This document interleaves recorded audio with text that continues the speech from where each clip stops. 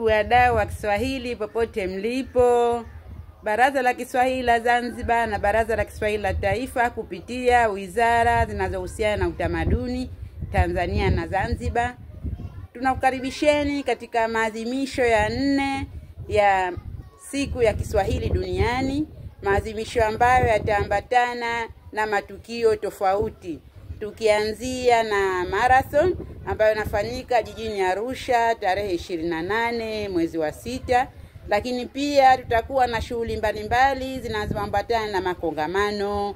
Wiki nzima tutakongamana, wiki nzima tutasherehekea, wiki nzima tutakuwa pamoja kwa sote. Lakini karibuni Zanzibar katika Mwanamke Hazina siku ya tarehe 5 mwezi wa 7 katika ukumbi wa Amani Complex. Lakini vile vile karibuni katika matembezi yatayoshirikisha wanafunzi, wadau mbalimbali wa Kiswahili ambao kwa pamoja watatembea kutoka katika skuli ya Tumekuja hadi kufikia katika ukumbi wa polisi Ziwani. Huko tutakutana, tutakongamana, tutaburudika, lakini pia kutakuwa na utoaji wa tunzo mbalimbali.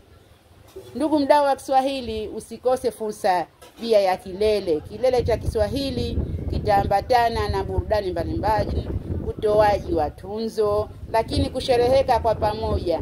Usikose jambo hili, ni jambo muhimu sana kwako ndugu mdau wa Kiswahili.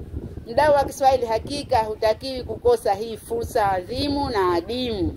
Karibuni sana Zanzibar, tunawapenda wadau wenzetu. Karibuni, usipange kukosa.